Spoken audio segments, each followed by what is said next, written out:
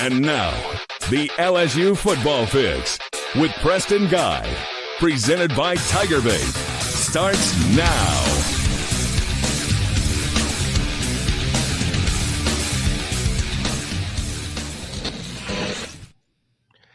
And welcome in.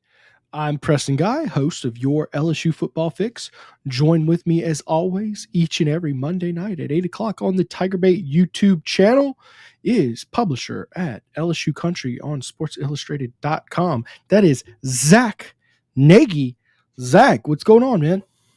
Not too much. We're getting close to early signing period. Things are starting to heat up on the recruiting front, but LSU's fresh off a big win over Vanderbilt, so kind of getting in a rhythm nearing the end of the season and kind of shifting focus to basketball, recruiting, et cetera. So staying busy.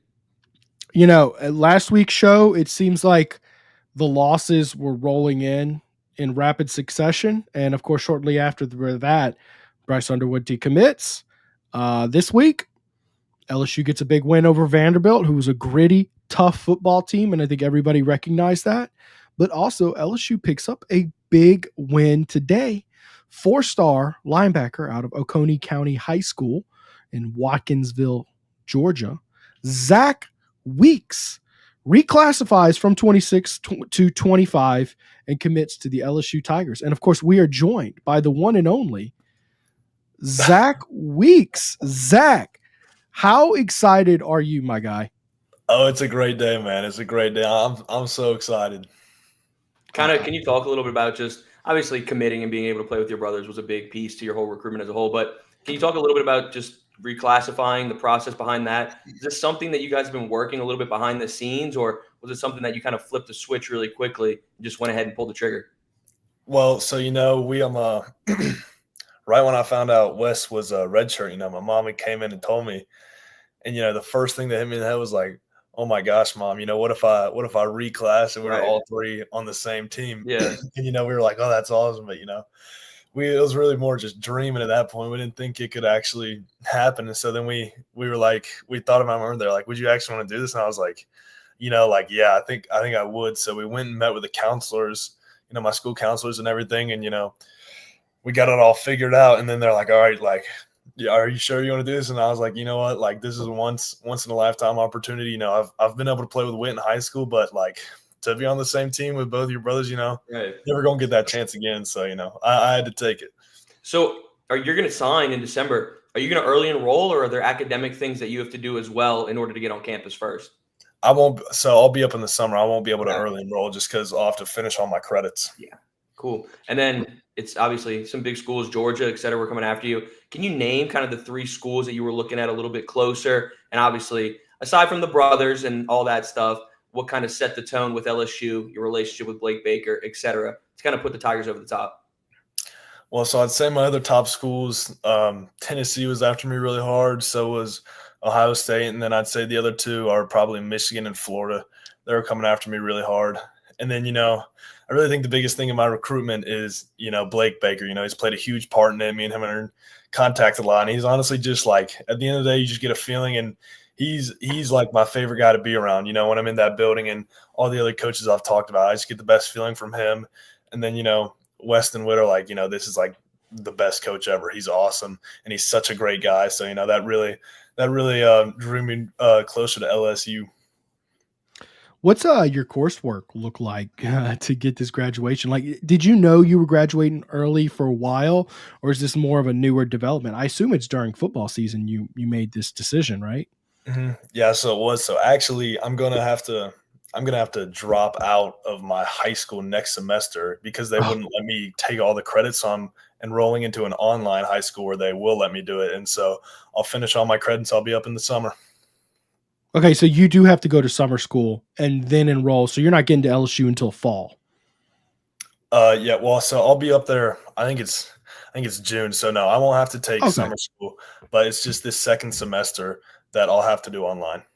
So for you, what does that kind of look like on the field? Obviously, at home, you'll be sitting back, just busting, what in the books, pretty much. But kind of what's your routine going to be like from the weight room, get on the field, et cetera? Well, I mean, I really think it'll be a lot of the same. I'll wake up super early, go work out, come home. I'll still be low to work. It's going to be more work as if than if I was in school. And then, I'll keep my same routine of working out twice a day, one workout, in the weight room and one workout on the field. Do you feel like because you're enrolling a year early, are you more open to maybe a red shirt situation or something like that? Or do you feel like, it has zero impact on that? Because originally that's what I was saying. I was like, I'm going to come in, I am skipping my senior season. I was talking to Coach Baker. I was like, yeah, my plan is, to kind of just redshirt. So, I'm not kind of wasting a year. And then he was like, well, don't come in here with that mentality because, you might be able to make an impact early on. And so, that's going to be my mentality going into it is that, I want to play. I don't want to sit on the bench. I want to be out there. But, if that's not the case, then I'll probably redshirt. What was it originally? And look, I understand the situation with you is clearly your brothers are there, and that's a massive appeal. Probably your number one appeal is getting to play with your brothers. It's a rare opportunity, right? But what was it about LSU that originally made all the Weeks brothers and Weeks family love it so much and say, hey, not only am I coming, but I'm bringing the whole crew? Mm-hmm. Well, I think at the end of the day, it's the people. because, it doesn't matter how nice someone's facilities are, how big their stadium is. It's the people because that's who you're going to be around, 24/7. So, at the end of the day, that's where we've met the best people. And that's where I think the best people are is down in Louisiana. So, that's the reason we're coming. Now, have you played with West? You said you played with Witt. Did you get the chance to play with West? Nope, never got to play with West. I think I was in eighth grade, right? 7th grade. Oh, 7th. During his senior year. Now, what's kind of the impact? Obviously, you said you played with Witt. He's a guy who's really bursting on the scene in his sophomore season as one of the top linebackers in the SEC. What have you learned from him, not throughout just the recruiting process, but on the field as well, being able to play with him? What's the impact of Witt specifically? It's really he's like because they watch my games every Friday, and then I always get a breakdown like, hey, if you see this guy coming, they're just the way they can break down the game, is so impressive. And I think that's a lot because of Blake Baker and what he's teaching them. He's like, hey, if you do this, you'll be able to get there for a TFL instead of a no gain, And so then I applied that to my game, and it really helped me improve throughout the season. Do you think that maybe are there new things that they've been able to teach you that came under Blake Baker's regime that maybe wasn't there before? Like, can you think of anything? Oh yeah, just a bunch of techniques on how to, evade blockers and get in the backfield, and then even pass rush moves too to get back there. Now the process is shut down. You're going to put pen to paper and join the 2025 class. Obviously, there was some news last week. We won't talk about it, but lost a guy in the 2025 class. Have you developed relationships with guys in the current class? If so, who? And if not in the 2025 class, even in 2026, guys that you've been speaking with. So I guess the question really is, who you've been talking to, who's got some ties to LSU? So, I actually committed after the Ole Miss game, but I just kept it all under wraps because, I didn't want to announce anything because I didn't want to mess it with my team season. I wanted to keep the main thing. So, in the building and all their commits, they all knew. And it's just been amazing how welcoming they are. And I already know who I'm going to be rooming in the dorms with. And, everyone's just so great in that class. And, I really think we're going to build something special. Anybody specific? I'm not going to ask who you're rooming with. I don't know. Yeah, I kind of want to know, but I also don't want to get that private. Just some guys who you've built some rapport with in that 2025 class who are set to sign next month, of course. I've gotten to talk to Brett Bordelon a lot, and also JD LaFleur and Harlem Berry. So those guys are really ones who I've talked to a lot. Let me ask this. Did process of deciding, hey, I'm going to graduate early, did that come from LSU coaches putting the idea in y'all's head and maybe saying, here's how you can get that started? Or was that just, hey, West is coming back, I've got an opportunity to get all three of us together, let's see if I can do it? Did that come from you or the coaches? This is what I get. Well, really, because I think their plan was for me to come in 26, but then I introduced it, and they were all for it. Because I remember I called my dad called Bobby, the recruiter, and he ran it by the coach, and he said they were all like ecstatic at the idea because they had no clue if I had any interest in coming in the class of 25 or if it was even possible. But when word spread throughout the building, he said, everyone was just like ecstatic, and they couldn't believe they're going to have 3 Weeks brothers on the roster. It's a crazy storyline. If you kind of piece together the fact that like now you've gone public, like this is a reality now. Like you're going to get to suit up and all wear LSU, all potentially be on the field at the same time, obviously throughout workouts and stuff. But have you kind of processed like this is actually something that's come to fruition at this point? Yeah, no, it's still kind of crazy. The moment it hit me, because I was at the game this weekend, was I was watching the Tiger walk, and I saw Weston Witt there with their shoes, and I'm like, oh my God, like I'm gonna be right there with them. And my first thought was that I'm gonna have to grow my hair out like them. that picture is gonna be crazy. The three of you walking on Victory Hill, that's gonna be cool, man. 3 honky badgers sitting right there. Did you hear the nickname honky badger this year for Witt? And what are your thoughts on that? We think it's hilarious, and Witt loves it too. It's so funny. Obviously, we've talked about your brothers and whatnot. Your dad, I mean, he's done the thing. He played college ball at a high level, obviously. Can you talk about his impact and just what you've learned from him and what he's really instilled in all three of you? Put 3 brothers in D1 football is obviously a tremendous feat. Can you talk about the things that he's taught you guys along the way to get you to this point and what he can continue to teach you through the next couple of years? Really, I think, none of us would be the players we are. None of us would probably be playing college football, if it wasn't for him, just because I remember at such a young age, like our practices were so intense, and, he really instilled in us the toughness and like, the mentality that we have today. And, like without that, the Weeks brothers wouldn't be the Weeks brothers, and then even now going into college, he helps them a lot, like how to deal with certain things in the media and, how to just carry yourself in the building and, and really just the work ethic, that's what it's all about. Did you get to talk with West at all this year as the decision to, he dealt with a couple injuries to take that red shirt this year? Did you get to talk with him at all while that was going on? Mm-hmm. Yes, How sir. tough of a choice was that for him? It was tough because, he was really looking forward to, this being his senior year and being able to make an impact. And, he was playing really well. And then that injury came up, and, he was like, it was just lingering for so long. He was like, I'm just not 100%, And so then he said, that's when BK, brought him in and asked him to redshirt. And, we talked about it as a family, and he was like, you know what, if this, like, I don't want my senior year for me to only be able to play in 4 games because I'm not healthy. So, he's taken it really well, and he's done such a great job, and I think he knows that next year is his year, and he's going to ball out. And he's just, I mean, we saw it Saturday night, he was flying around making plays, and his ankle was still probably 80%. Yeah. Hey, at least you got to see him play in person though. How was your visit this weekend? Oh, it was really good. Weekend, by the way, I feel like I've seen you on the sideline almost like every single home game.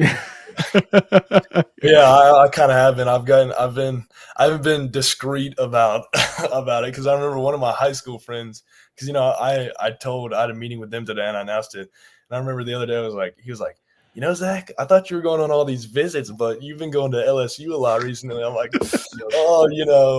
trying to play it off. Last thing for me would really just be, we've talked about your recruitment, the family aspect, developing relationships with the 2025 class. Talk about the player that Zack Weeks is. What do you provide LSU? Even if you do take a red shirt in year 1, just for the long haul, what does Zack Weeks provide this team? What does he bring to this program? And what can he become over the next couple of years while he's in town? I really think the main thing is my intensity. Like I play every snap like it's my last. I'm trying to, like, for me, it's not a good play if I'm not in on the tackle. I'm mad with myself, and if I'm not making a difference in the game. So I think that drive really, it makes me work harder and everything, just because I want to be great so badly. And I know you only get to play college football once, and it's only 4 years, so I'm enjoy every moment. I'm gonna bust my tail, not leave any regrets. Yeah, man, definitely feel you on that. Have coaches talked to you about whether they see you as a guy on the inside or maybe some outside linebacker? Probably more of an inside interior linebacker, probably like a more true Mike. Yeah. I also want to ask, so, one of the concepts that people have been talking about is, LSU went through a rough patch here, 3 straight losses, and their concern has always been, well, are they going to be able to keep the recruiting class together? I just want you to walk me through, your experience, what goes through your head when you see the team that, you were silently committed to go through such a rough patch? And did it ever cause your decision to waver?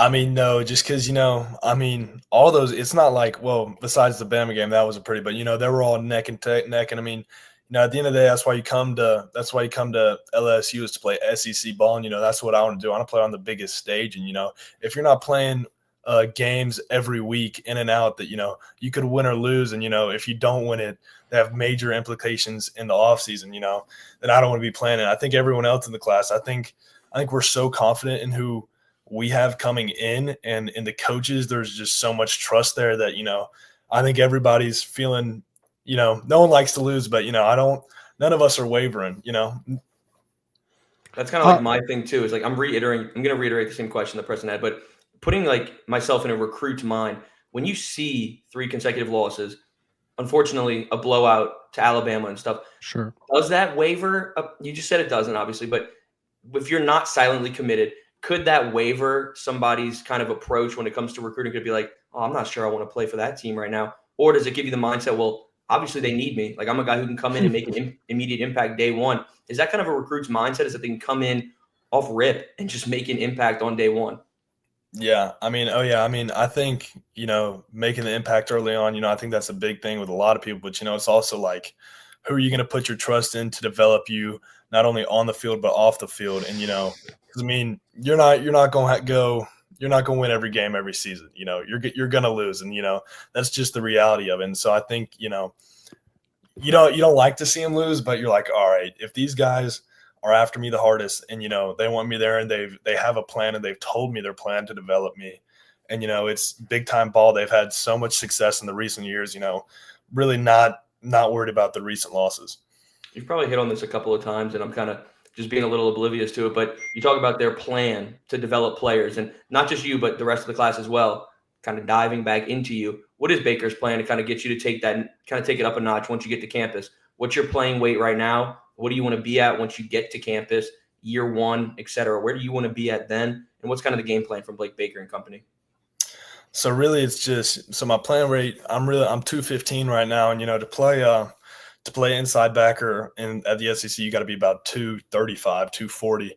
And so, that, and then it's a lot about also, you got to keep your speed. You can't just get big. You got to be able to move, you got to be able to cover a tight end and a running back, and so it's a lot of that. And, they really show you, they get you with all their nutritionists, all their health people, all their, all the recovery. And, it's really insane how much they do. And they're like, this is what we do day in and out. And they show you results. That's the biggest thing. They show you players that similar body types and what they've turned them into. No, I've had the chance to talk to Dr. Frakes and a couple of the other guys on the nutrition and strength staff, et cetera. Those dudes are maniacs, man. Like Matt Frakes and the rest of them, they are unfreaking believable. Yeah. So I have no doubt you're going to put on some ridiculous. Do you know what your diet might look like when you get there? Have you got a sneak peek of that? I'm not sure, but I remember Whit told me that he had to drink some pretty gross shakes. Yeah, but you also get to eat some pretty good food. The gain weight diet probably is better than the lose one, if I had to guess. No cojones, Kelly. Can we get a month of weeks here? Which I think we're one short at this point. Do you have a cousin, or is there another brother or whatever coming along? I got a little sister in middle school. A little sister. Can she play gymnastics or something like that? I mean, she's a big time basketball and volleyball player. All right, Mulkey, get on there. What's Blake Baker like? Like, what's just your relationship? How would you describe him? Really, there's only one word to describe him. He's just a dude. On the field and off the field, he's just a guy you want to be around. And I've seen the practices. He brings the energy. Like on the sideline too. You see him out there celebrating with those guys, and that's what you want. You don't want to coach. He's wearing cleats. He's wearing cleats with the rest. He's wearing cleats to practice. I've never seen a coach bring energy like him, and I think that's the biggest thing on the field. But then also the biggest thing is like off the field. Like he's just such a great guy. I feel like me and him connect super well together, and I can't wait to play under him. Well, I don't know if Zach has anything else, but last I got for you, gold jerseys. What'd you think of them this weekend? You got to see them real close and personal. Do you want to put one of those on and play? I think they're pretty sweet. You know, when I was looking at some of the pictures too, I was like, all right, yeah, those are pretty cool. You know what I thought? They look a lot better close up than they do from far away, though. You know, I thought there's just the socks were a little too much, man. Like it was the socks just made it like the yellow socks. It looked like, I don't know, man, just was too much. Well, Zach, do you have anything for Zach? No, man, that's it. I really appreciate your time, dude. I'm excited to get to talk to you over the next couple of weeks. I want to hear in the spring what you're going through. So I'm definitely going to reach out. I'm excited for you. Obviously, it's a big time storyline. All 3 of the Weeks bros wrapping it up and getting Baton Rouge. It's cool. So I look forward to it, man. I appreciate you. Yes, sir. I appreciate you all. Zack Weeks, 116 tackles this year. Did I get that right? Yes, sir. 116 tackles there in his de facto senior season for Oconee County High School. Thank you for joining us, man. You have a good night. Yes, sir. I appreciate y'all. That, of course, was 4-star linebacker Zack Weeks. I'm so excited for him, man. That's such a cool story. Now, you know this. I'm asking you because have we had 3 brothers on the roster at the same time at LSU? On the team at the same time? No, but they did have the Jefferson brothers, which I'm sure, but I actually think there was only one at a time. I don't think too. I'm talking about like on the roster at the exact same time. No, I don't know. I don't think so. Is the answer there? We'll see if somebody's got something in the. Yeah, I mean, maybe someone, some freak of nature, knowledgeable person will have something there. I mean, I assume there's something. I mean, if you include like walk-ons and all that jazz. I mean, there was Leonard and Leonard. Remember that? I mean, there's definitely been 2 brothers before. 3, that's crazy. I was telling him before the show, I feel like the Sorting Hat in Harry Potter. Another Weasley, you know, it's like another Weeks brother. Here we go. Hey, here's who I need to ask. I'll tweet at Todd and see if this has ever happened before. Because Todd Politz would probably know. He's very encyclopedic. It's funny how many times like I've thought to myself, man, how many times has that happened? I remember LSU beat Ole Miss on the first play in overtime this year. I said, man, that's a back-to-back overtimes where they score on the first play because remember Alabama in 2022. Right. I just said it out loud, and Todd Politz had the number already pulled up. And I was like, I wonder how many times that happened. He said, 5 times it's happened in 2018 against Texas A&M, just rattle them all off. Calling him an encyclopedia is spot on. It's actually kind of wild. So anyways, I appreciate Zack Weeks for joining us. We're going to go back to our regularly scheduled, just talking about LSU football tonight. I mean, we got to talk about a milestone Nussmeier hit tonight. Kelly talked about roster status of guys, and we're going to talk about that. OU coming to town, and they look tough, don't they? They do. I mean, you're coming off of a big-time win over Bama, and you saw Jackson Arnold carry the ball 20-plus times and really dominate on the ground. And he's a quarterback that I wouldn't have even really put in that dual-threat category. He has a talented arm, whether people want to believe it or not. So to see him go out there, and it's Thanksgiving time, so I'll say to go out there and carve that defense like a turkey, I was really impressed. So LSU's got their hands full this weekend. Yeah, and then, of course, LSU brings in a 5-star offensive lineman, Solomon Thomas. We'll touch on him briefly. He's been very quiet for the most part, although he did come out and say that it's down to Florida State, Florida, and LSU. And Florida's, hey, all of a sudden, Florida's doing pretty well in recruiting. Don't overlook Florida, guys. A lot of people are taking them a lot more seriously now that they're playing good football. I have been probably the most vocal guy making fun of Billy Napier, but for the first time in his career at Notre Dame at Florida, he looks like a serious coach. We're starting to see the guy who led ULL to an 11-2 record, which, I mean, that's impressive at a smaller school. I mean, he had to get real gritty, and he had a better offensive line than LSU while he was there. And we're starting to see that guy come back out, not Sunbelt Billy. It's doing better. And of course, Florida now plays Florida State. Remember that November stretch where we were talking about how brutal it would be? Well, and here we are. Was it Georgia, Texas, LSU, Ole Miss, Florida State? I believe that's the 5. Yeah. They lost to Georgia and Texas, right? Of course, but they have a winning record in November. The November from hell, and if they beat the worst Florida State team of my lifetime, they're gonna have a winning record that month. That's look, man.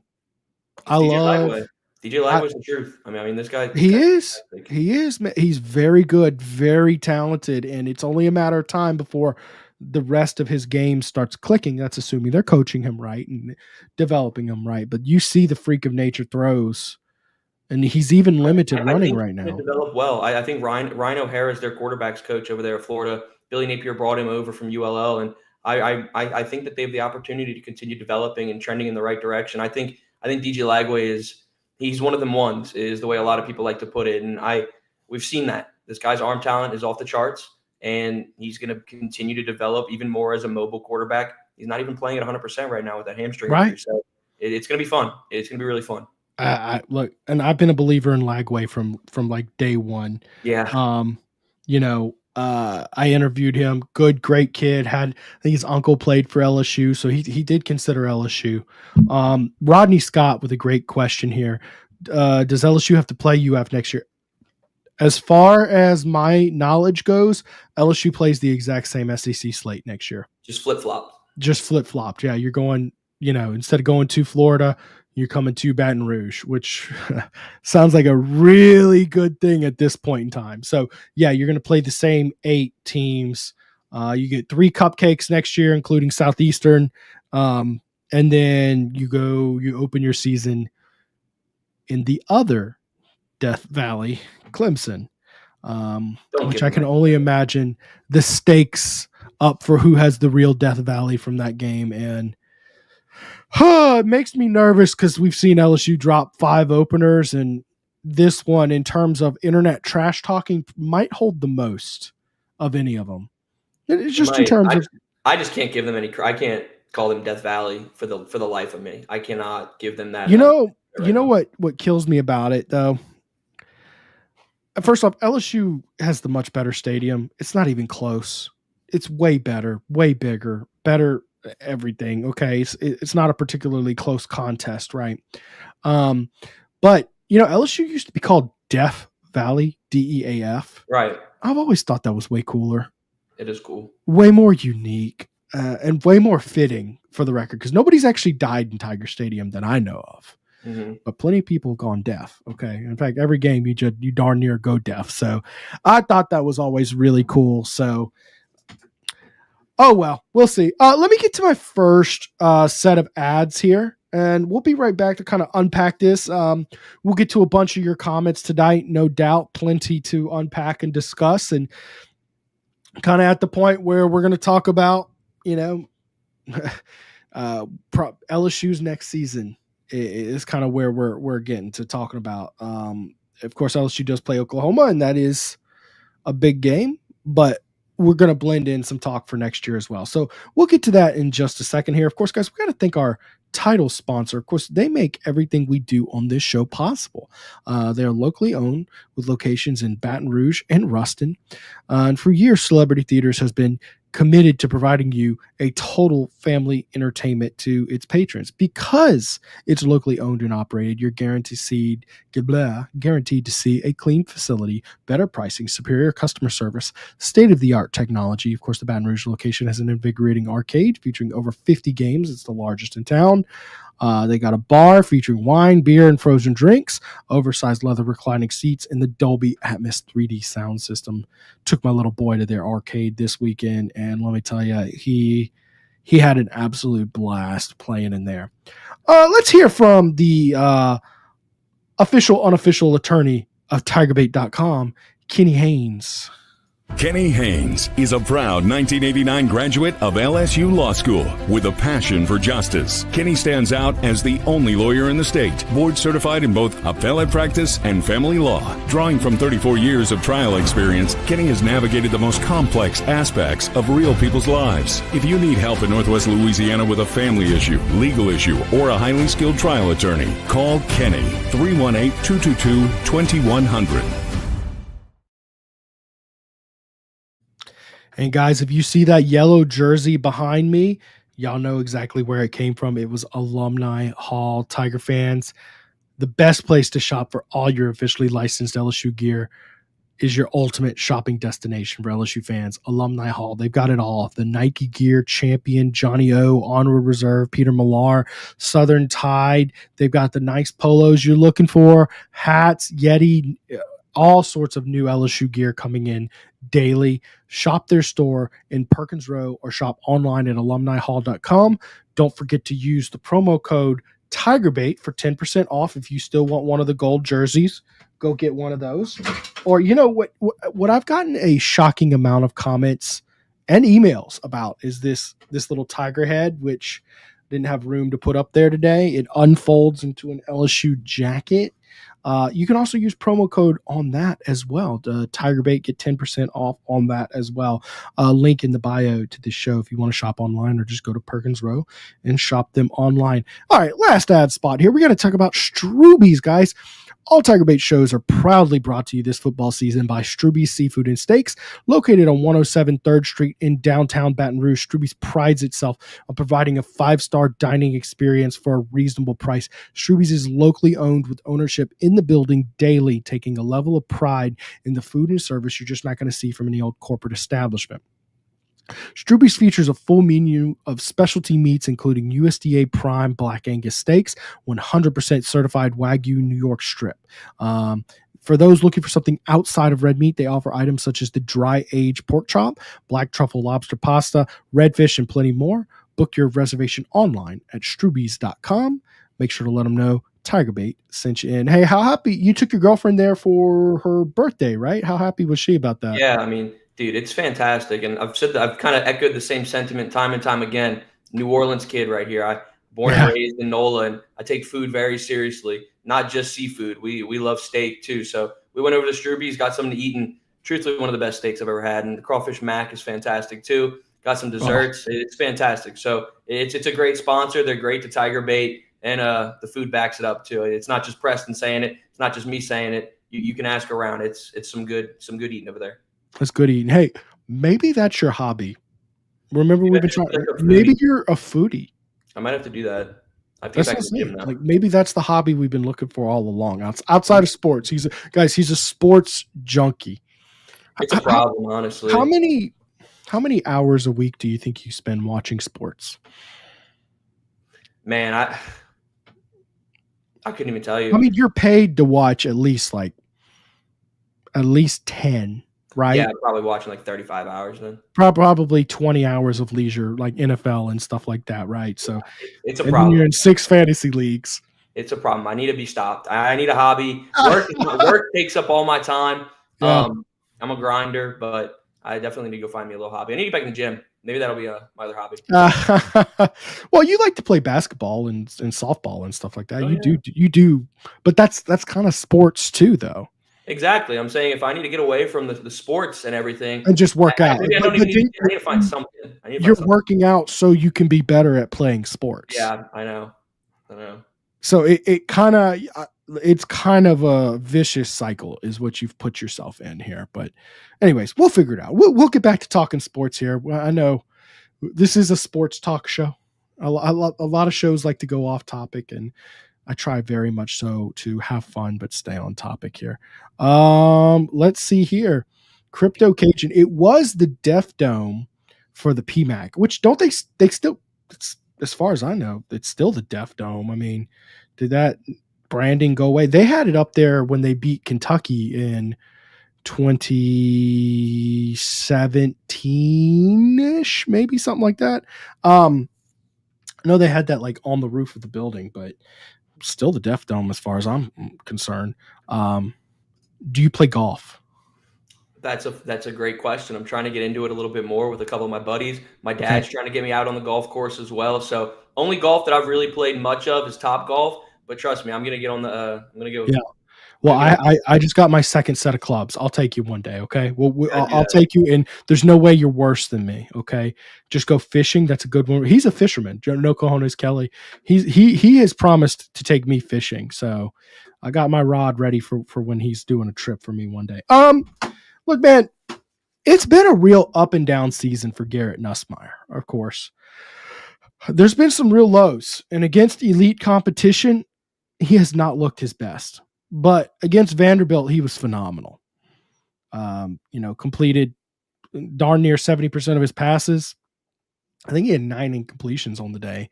And he threw for 322 and a touchdown on the season. And I didn't realize this until the day after. I kind of started to realize that, he's based on the volume of throws and how many big games he has had, even if they weren't great games, he still threw for a ton of yards. He would be up there. Do you know where he ranks single season wise in LSU history? You can give me the answer. Third. That's right. Yeah, third. Right. It's unbelievable to me, but I think that is number one. It's a little bit of a sign of the era shifting, right? We're more pass happy in our offenses. So probably for the next few years, we're going to see, oh, look, this guy is now 4th all time. This guy, probably that top 10 is going to fill out a lot more as time goes on and offenses are more and more pass happy, but also kind of shows you how well he's playing. LSU's passing history was. He has 2 games left, by the way. He has a chance to pass up Jaden Daniels. He's about maybe 350 yards short of Jaden Daniels. Mind you, Jaden did it in 12 games. Okay. And Nussmeier will probably get an extra game. And also Jaden Daniels was an elite runner as well. I mean, an 1,100-yard rusher. So I'm not saying he's better. He's not a better passer than Jaden Daniels. It's not particularly close. Jaden also had 4 turnovers. But the fact is that Nussmeier will probably finish with the 2nd most passing yards in school history. Can you guess how many more yards he needs to pass up Joe Burrow at number 1? That was my question. Is it like 2,000? Is it something like absurd? What is it? 2,200 yards. Right. Okay. I thought it was something around that. That's ridiculous. That's why, look, when people talk to me about who the GOAT of college football is, it's not particularly statistically wise. Joe Burrow is the only one with 6,000 yards in college football history, total yards. Okay. And he did it against 7 top 10 teams. It's obscene. Okay. Just how far ahead Joe Burrow is. It's obscene how much he's the best passer in school history, right? Now, Jaden Daniels, I think, was close in terms of overall quarterback because of how much of a better runner he was. Jaden Daniels by far the best runner in LSU quarterback history. But Joe Burrow is the best passer in school history, and it's statistically wise, it's just unbelievable how far away ahead he is from everybody else. That being said, good on Nussmeier. Solid. First year, he's going to probably throw for 4,000 yards in his first year as a starter. Thoughts on him and possibly coming back next year? Do you think he could see the type of jump that we've seen from Mettenberger, Daniels, Burrow? Yeah, I think my thing when it comes to Nuss is the quarterback's going to get all the praise, but they're also going to get all the slander. You can't escape it. It is what it is. It's the territory of being the signal caller in Baton Rouge. So I obviously know that Nussmeier's had his roller coaster season. He's had his highs of highs and lows of lows, like you alluded to a couple minutes ago. For me, I think he hasn't necessarily been put in the greatest situation all the time. I think a lot of his issues are like self-inflicted, of course, but other times it's not on his shoulders. The offensive line has been a little bit weak at times. The receiving core isn't quite up to the LSU standard right now. Obviously, the play calling has been a little sporadic. The rushing attack is non-existent, which makes the offense very predictable and makes defenses understand what's happening probably 7 or 8 times out of 10. So that's where I'm going to defend Garrett Nussmeier, and those are the things that are somewhat out of his control. Then coming back on the things that are in his control, the turnovers. Obviously, there's some head-scratching decisions that he's had, and his decision-making has been kind of the thorn in his side here with just turnover after turnover, untimely play after untimely play. It's been the thorn in his side. So for me, it's a mixed bag. For me, there's a lot of things that are self-inflicted. There are also some things that aren't self-inflicted. I think he's had a decent season as the QB1 in his first year as the starter. But look, I think if or when he comes back next year, I would love to see him back in the purple and gold in 2025. I think he can take that jump. I think his arm talent's off the charts. I think he's a player that can come in next year and just make a crazy impact in his second season at the helm of LSU football. So I like Nuss. I think he provides a different element for this team, and I'm really intrigued to see what he can do next year if he comes back. And I know Brian Kelly wants him back, and I know a lot of the people want him back as well. So a lot of self-inflicted wounds, a lot of non-self-inflicted wounds. We'll see what he ultimately decides. I'd love to see him back. Yeah, and I think he's by far your best bet. Like if Nuss were to enter the portal, where do you think he would rank in terms of like portal quarterbacks? Yeah, I mean, obviously it's a hypothetical here because we don't know who's going to enter the portal, but he would certainly be a top 3 off the bat. I mean, his arm talent's off the charts, his potential's off the charts. Teams would salivate at the potential that he has. So I think he'd be a coveted guy in the portal, which I don't want to go down that path. 5-ish, yeah. Yeah, we know how loyal he is to LSU. I don't think that would be no, he's not entering the happen. portal. But hypothetically speaking, oh my goodness, I mean, he would have every school in the country calling his phone. Yeah, I think the only other alternative for him would be to go pro, which based on his game film in big football games this year, I don't see him going any higher than the 5th round. And, and by the way, mind you, a quarterback drafted in the 5th round is a good quarterback. That is not an insult. A lot of people just get too used to you're either the best or you suck. I mean, they only draft a handful of quarterbacks at all. Basically, 10, 15 quarterbacks a year get drafted, period. So it's not an insult to him whatsoever. I'm just telling you, like, that's what the NFL scouts are going to look at. And there's some concerns. I think you could see a step-up year like Mettenberger, Jaden Daniels, Burrow. And look, Pegasus, I see your comment about 5th quarterback in the draft. Look, man, I've seen Todd McShay and what they've had there. I don't see that being the case. I just don't. I'm sorry. I don't. Because the NFL scouts are just because it's why we're here. So I'm gonna have to just play devil's advocate there because it's a weak quarterback class. Like, people do get drafted off of potential a lot of the times. And when I look at the board, I look at guys like Shedeur Sanders, of course. Milroe is a guy that's going to fly up there for some reason.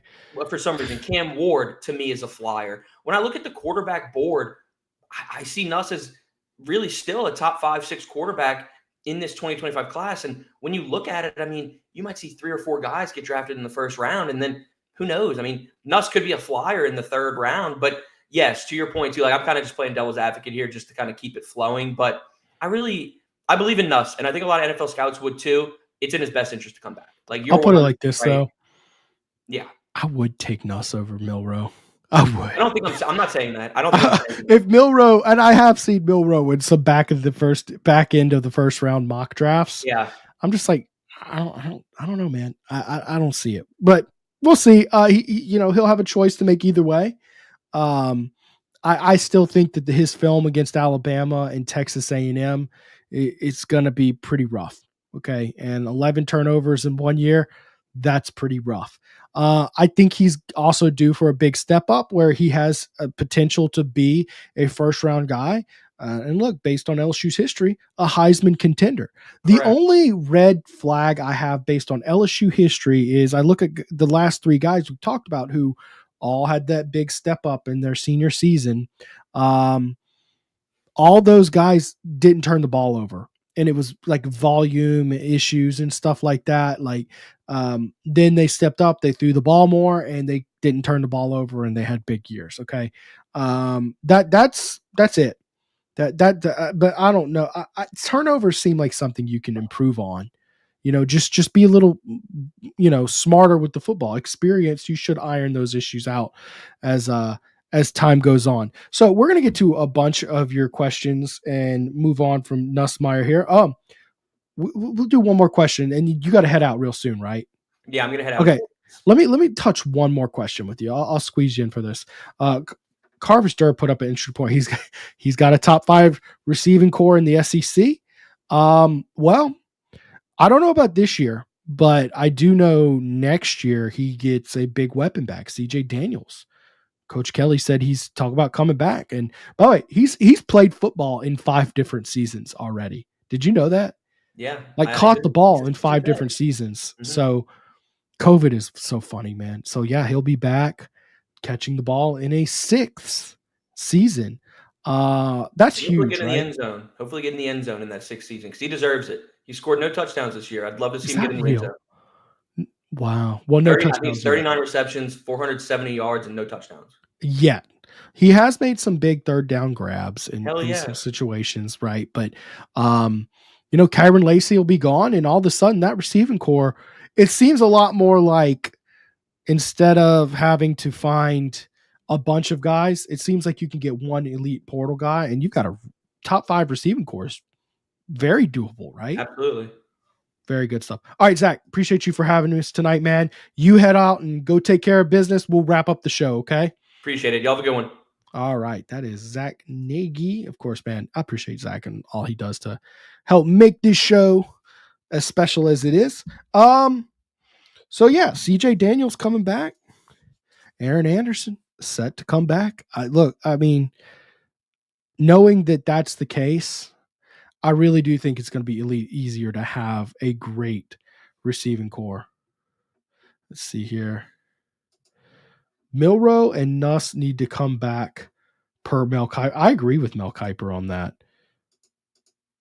Cam Ward and Sanders. That's it. Yeah. And that's a very good point. Like those are your two guys. In fact, I think Shadur would probably be your number 1 overall guy. And then Cam Ward shortly after him, but it is a bad quarterback class. Now, maybe there's an argument that with weaker classes like this, guys get slotted up and they get overdrafted, and maybe they want to take advantage of that. But I still think, based on the film I've seen on those two guys, yeah, I agree with you. They both need to come back. Let's see here. Lacey, Anderson, and Mason Taylor are in the top 6 receiving in the SEC. CJ Daniels is in top 40, and Nuss has missed him all season. I'll say this about Nuss. Talk about him not going pro as well. It's not just the turnovers. His deep ball needs some work. I am just very, very disappointed, and I can't help but think about how good his season would have looked if he hit some of these open receivers downfield. I mean, he's overthrowing them by 3 and 4 yards. I understand the receivers have had some problems here or there. Chris Hilton with some rust. Kyle Parker gets hurt. Chris Hilton also hurt for a lot of the year. But, man, when these guys are running open downfield in these big games, you got to hit them, man. You got to hit them. How many all-SEC guys are on this team this year? 4? Witt, Swinson, Taylor, and one of the receivers.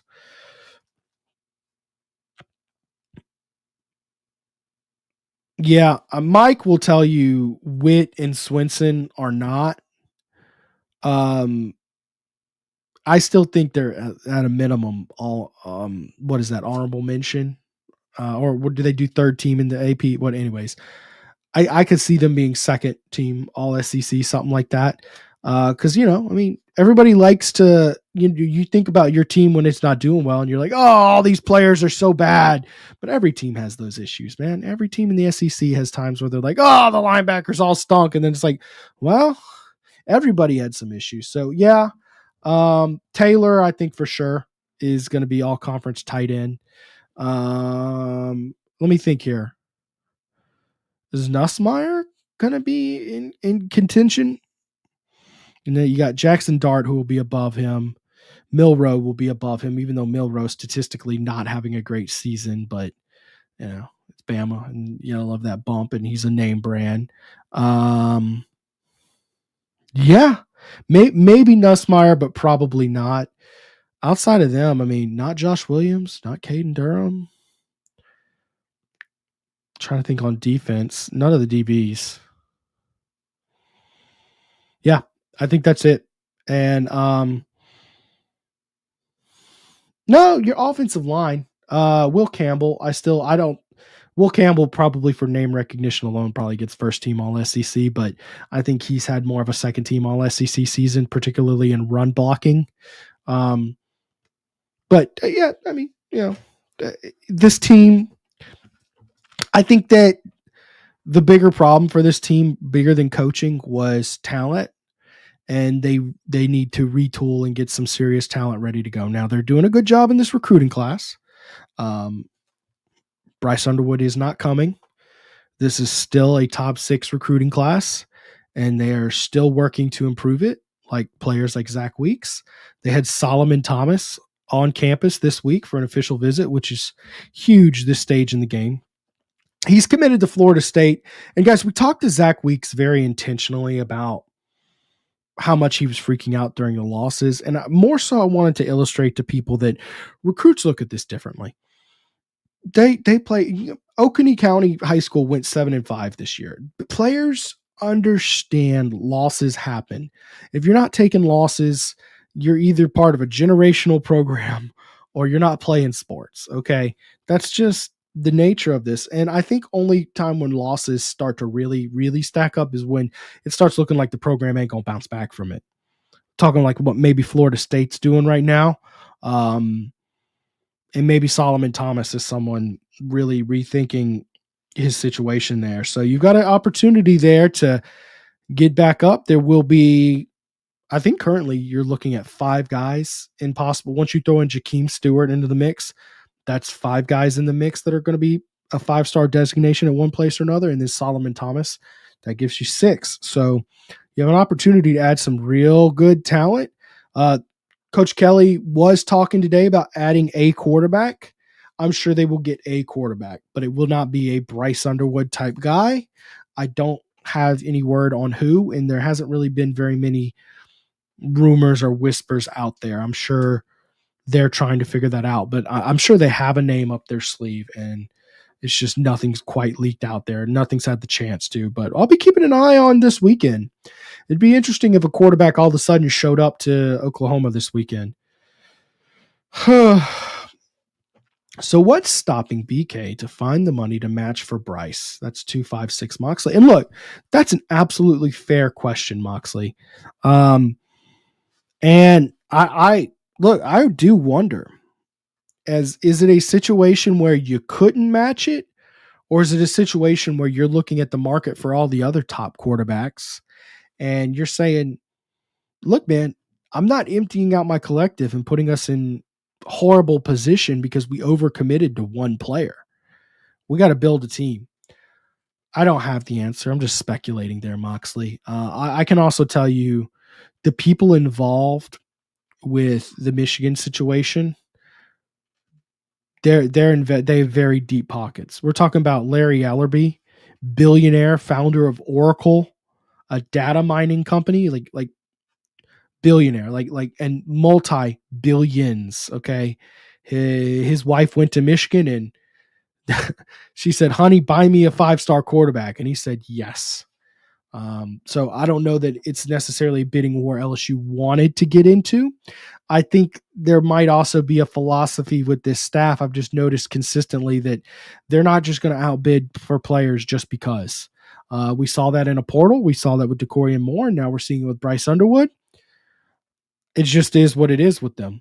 Now, is it the correct approach? Is it the correct philosophy? I don't know. I honestly do not know. But if you want to criticize them on it, I'll say that's fair. You're welcome to. Trying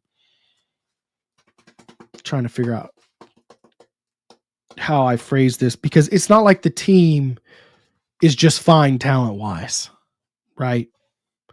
It's not like you can just sit here and say, well, we missed on a couple guys, but look how much talent's on the team. They're doing great. Yeah. They're lacking in talent on this team.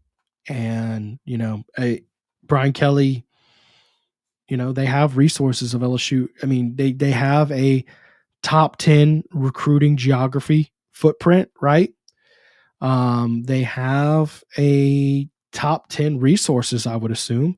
I don't know about NIL resources, but resources is in the facilities and, structure of the program, stadium, fan base.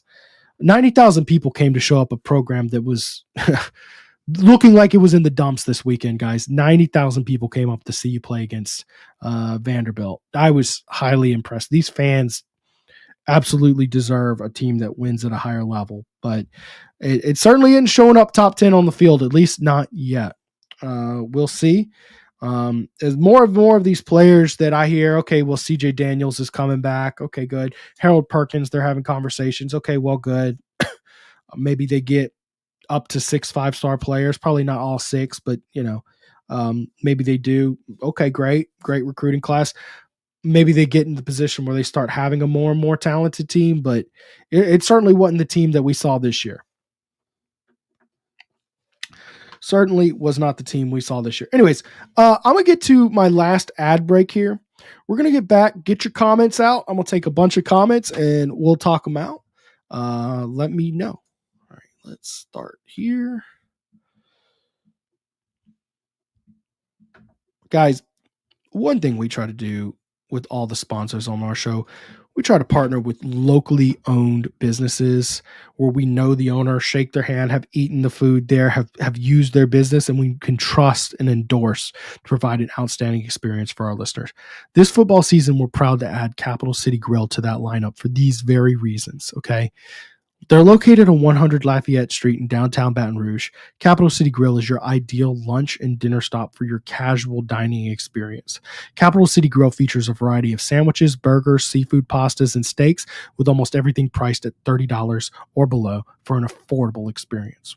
Don't forget to celebrate a Tigers win at their Sunday morning brunch, 11 a.m. to 2 p.m., and book your reservation online tonight at capitalcitygrill.net. Make sure to let them know that TigerBait sent you in.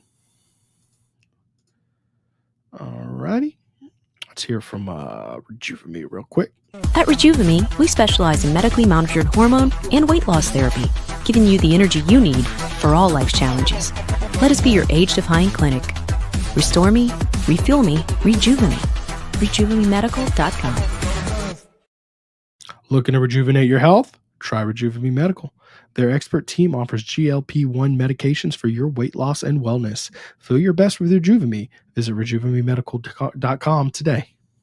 Drive in style and luxury with a new Genesis from Genesis of Lafayette. Buy a 2023 Genesis G70 3.3T Sport Prestige Executive Demo and pay only $39,870. Buy a new 2025 GB70 and take $2,000 off the MSRP with value owner, competitive owner incentive, plus finance for 2.99% APR for 60 months or 3.99% APR for 72 months. Don't forget to start your shopping online by visiting genesisoflafayette.com. And guys, our title sponsor this year, making everything we do at this show possible, is Celebrity Theaters.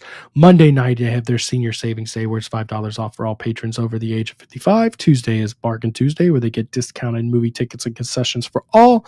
Wednesday is College Night. Admission for college students after 5 p.m. is $5. Baton Rouge location has half off arcades all day. And of course, at the Thursday at the Baton Rouge location only, they have Thirsty Thursday. Where they get discounted bar items. Celebrity Theaters houses 8 to 10 auditoriums, depending on the location. Whether you're interested in housing a birthday party, a private movie screening, corporate meeting, or arcade party, they've got what they need to serve your needs. Visit celebritytheaters.com/events or send them an email, events@celebritytheaters.com to give them a try. My mom booked a class for her 4th grade class the other day, went to go see The Wild Robot, man, and they were just overwhelmed at just what a fun experience, what great service they provided, all the works there at Celebrity Theaters. All right, let's get to some comments here. Sell the football team in university. Reasonable.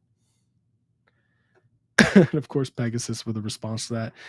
I mean, if you go for a guy that can compete for a job now or a young guy with years, like one of them on the freshman at Ohio State, depends on Nuss.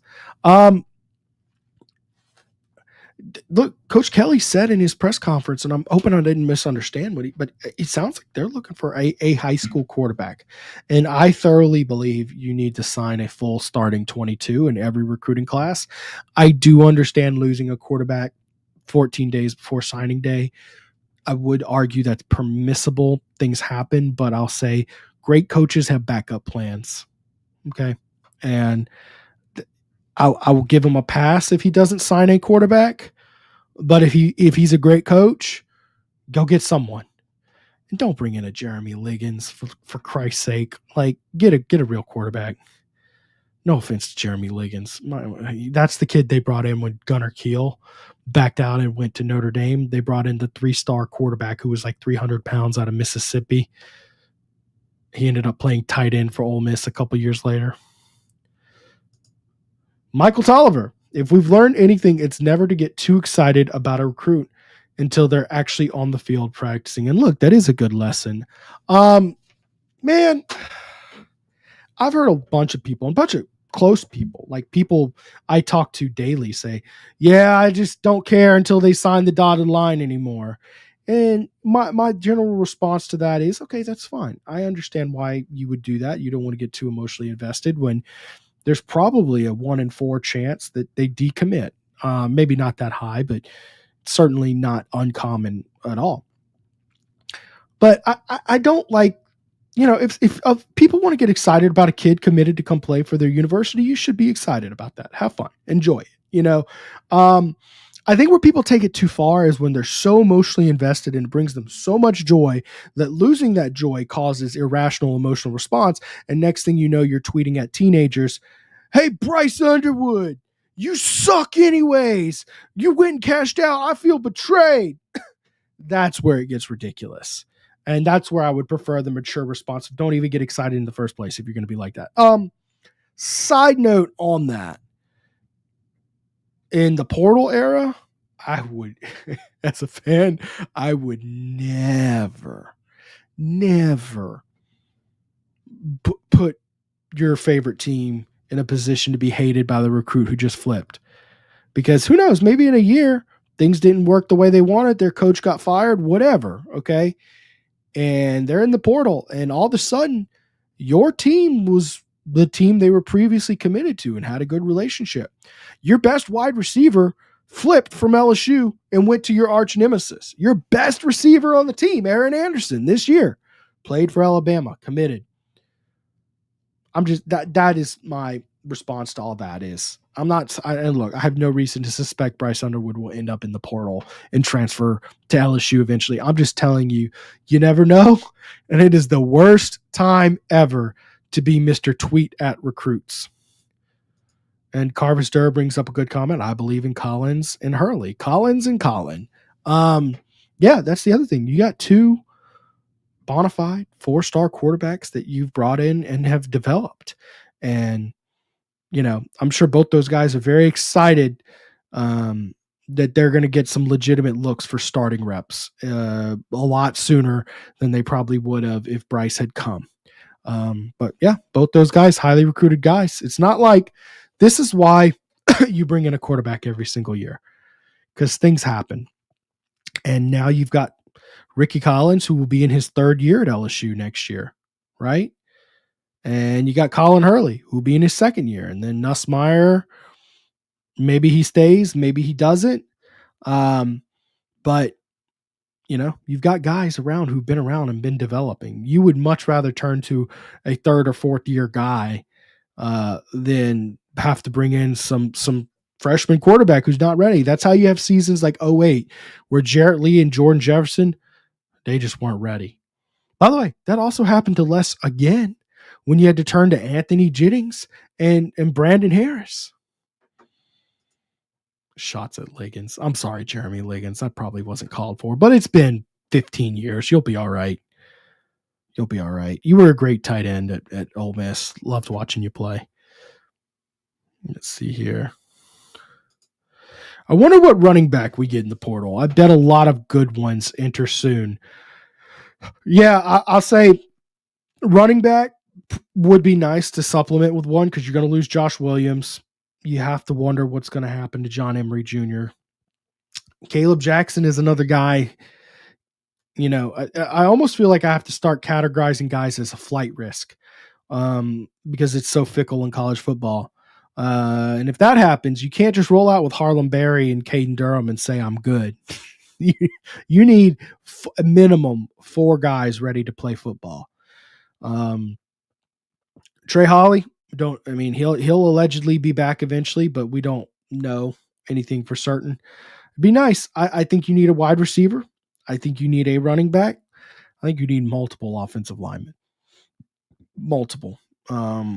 At best, you're losing 3 offensive linemen. You possibly Emory Jones as well, very possibly. I think those are the guys you got to hit up. You've recruited well at tight end, so I don't think you need to go to the portal for tight end, although they might add a depth piece. We'll see. And I think, frankly, some defenders. Now, I think the good news is help is on the way for cornerback. They've got 3 bona fide, very good cornerbacks. They got DJ Pickett coming in, Cade Phillips, 5-star corner out of Texas. You got Aiden Anning, number 1 corner in Louisiana. Lots of help. Between those 3 guys, one of them will be able to help next year. I'm sure. Chuck E. Did the students really chant "Fire Kelly"? If true, that's terrible. Yeah, they did. Now it wasn't a overwhelmingly loud roar, but they did. It was a dull chant, right? And it was after a particularly awful sequence of events to open up the game, right? Vanderbilt, LSU came out, went 3 and out. Then LSU gives up a touchdown on the very first play to Vanderbilt. And that came on the heels of losing 3 straight games, including one to a 4-5 Florida team with a backup quarterback who was hobbled. Inexcusable. And it came on the heels of Bryce Underwood decommitting. Anyways, students will be students, man. I mean, if you don't expect 18-year-olds to have a visceral reaction like that to all that news, that's probably, for a lot of those kids, that's the worst month of their lives for a lot of these kids. So of course they're going to say something like that. Let's see here. Pickett and Phillips start. That's interesting. I would put more money on this game 12 than game 1. I also wonder if there's a possibility that DJ Pickett gets some reps at safety because of how long he is. He's got a big body.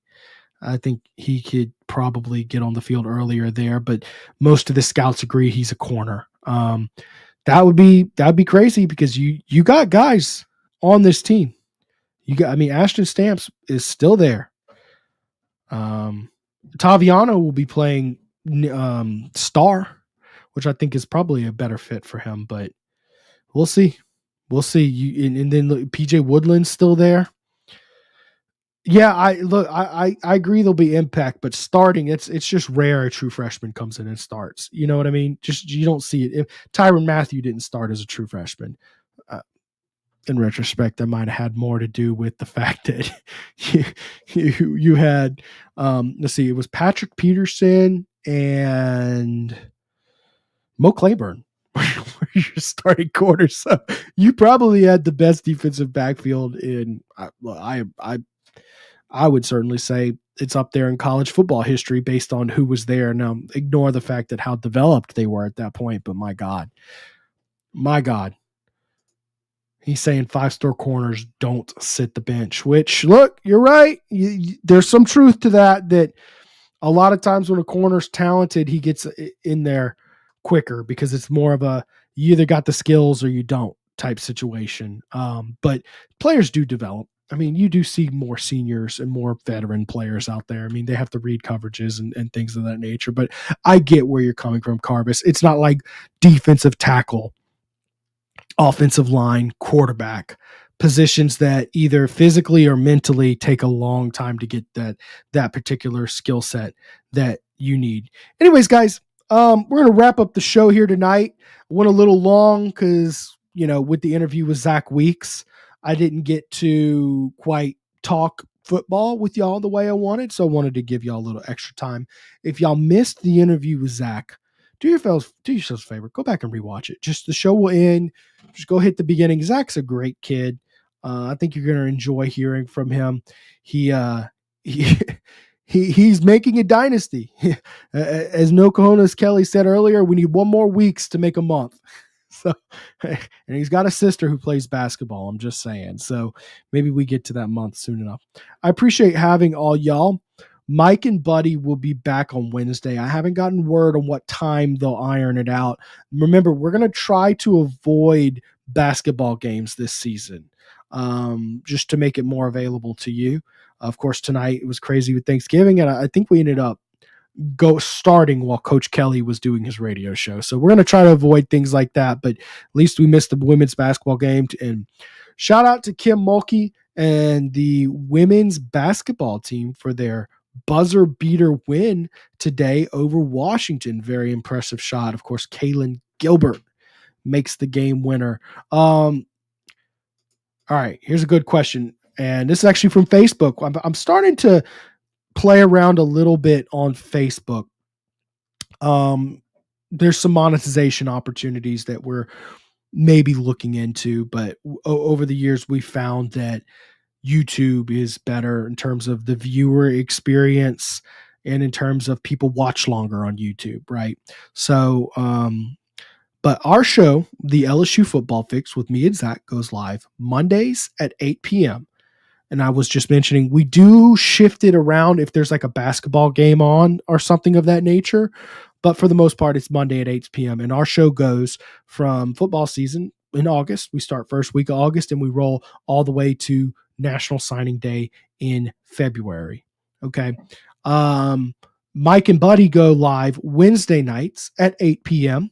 And of course, they're doing the same thing where they're shifting around to miss basketball games, right? Then me and Mike go live about 90 minutes after football games in for the post-game show. Of course, do yourself a favor. If you don't want to memorize that schedule, go to the TigerBait YouTube channel, hit the bell, live notifications only, and you're going to get notified anytime we go live. And as I just mentioned, we only go live 3 times a week. So you're not going to get blown up too often. Just enough to like, hey, here they go. You know, I feel like you can ignore 3 notifications. Then when football season ends, that drops to once a week. So appreciate you for asking that. Appreciate you watching on Facebook as we test the waters out on our Facebook page as well. Appreciate y'all for watching. I will see y'all this weekend. Y'all have a great weekend and happy Thanksgiving to everybody. Y'all have a great night. Thank you.